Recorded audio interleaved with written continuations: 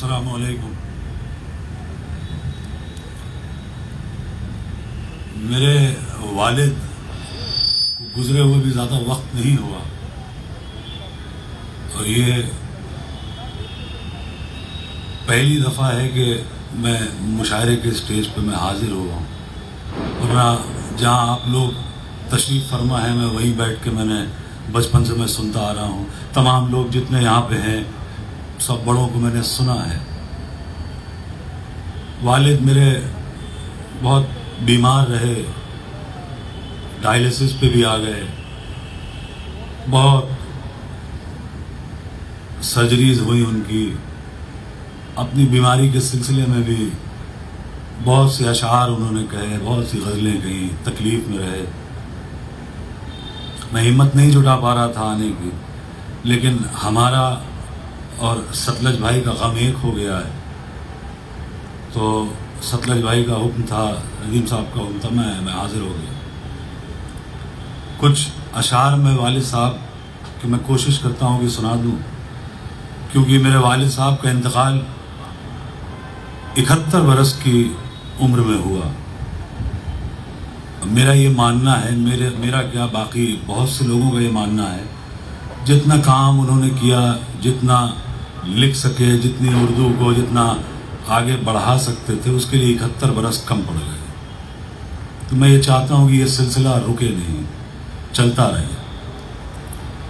बहुत से लोगों का फ़ोन भी आया जब वालिद साहब का इंतकाल हुआ, तो मुझे उनकी तरफ से अल्लाह उनकी मग़फ़िरत करे, लेकिन उनके कलाम में अगर ये बात कही जाए तो उन्होंने ये बात अल्लाह ने उनसे कहलवाई थी कि दावरे हश्र तुझे मेरी इबादत की कसम, दावरे हश्र तुझे मेरी इबादत की कसम, मेरा ये नामे आमाल इजाफी होगा।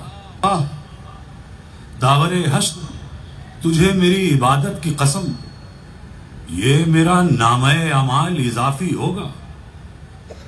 नेकियां गिनने की नौबती नहीं आएगी, मैंने जो माँ पे लिखा है वही काफी होगा। वाह वाह वाह वाह वाह वाह वाह वाह। भाई जरा सा इसका वॉल्यूम बढ़ा दो, इस वाले माइक का।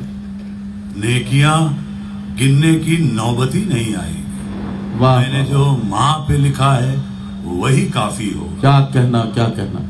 तो वालिद साहब हमारे इधर जब बीमारी में भी उन्होंने बहुत से अशार कहे भी, तो हम लोगों का तो सिलसिला ऐसे चलता रहा कि उन्होंने, हालांकि उनके घुटने का ऑपरेशन 9 बार हुआ, कैंसर का हॉस्पिटल कैंसर का सर्जरी इसी शहर में हुआ, तो उन्होंने डॉक्टर से कहा भी था कि डॉक्टर साहब जितनी बार घुटना खोला उतनी बार तो नसीब नहीं खुला मेरा।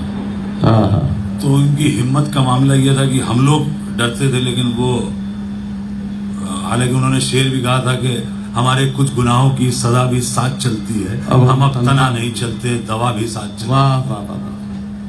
तो बहरहाल मुझे एक वाकया भी याद आया, लेकिन उससे पहले मैं एक गज़ल एक मुख्तसर सी अपने वालिद की पढ़ के मैं अपनी जगह पर बैठता हूँ। जी जी।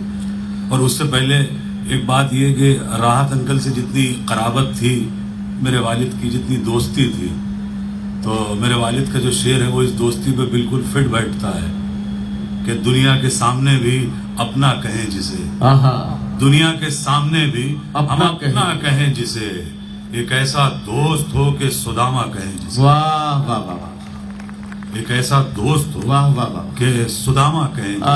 तबरेज भाई, आपको रोक के एक बात कहना चाहता हूँ। हजरत आपने ये अंदाजा लगाया, तबरेज राना हजरत मुनव्वर राना के साहबजादे हैं, इसमें तो आपको मैं बता ही चुका। लेकिन एक चीज समझिए कि तबरेज ने इस बात का जिक्र किया कि उन्होंने मुशायरे की महफिलों में, इनको हमने कभी नहीं देखा मुनव्वर भाई के साथ, लेकिन मैं ये महसूस कर रहा हूं कि अल्लाह ने आवाज में कितनी मुनासिबत, कितना आवाज एक जैसी, ऐसा लग रहा है अगर आंखें बंद करके सुने तो ऐसा लग रहा है कि जैसे मुनव्वर भाई खुद पढ़ रहे हैं।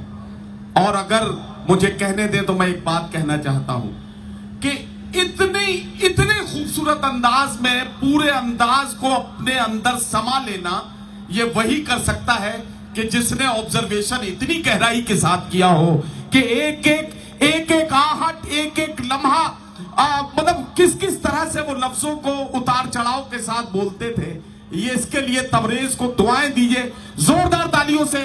تبریز رانا کو دعائیں دے کر اس بات کا احساس کرائیے کہ آپ جناب منور رانا سے کتنی محبت کرتے تھے. شکریہ جناب.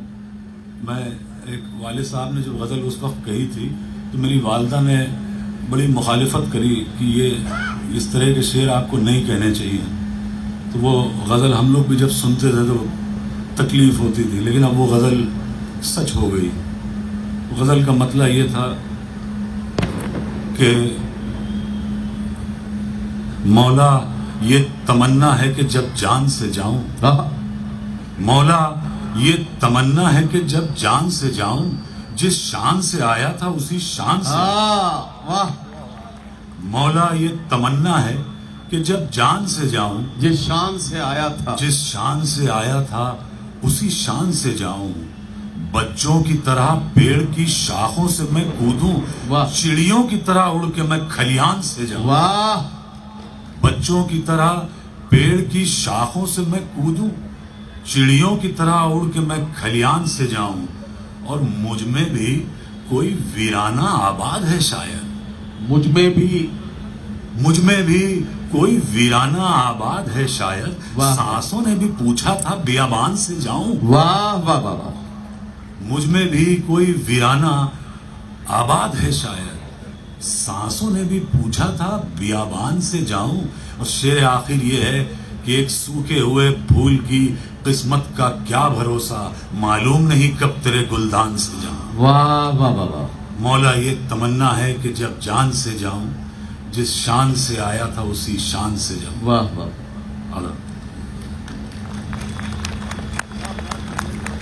بہت شکریہ.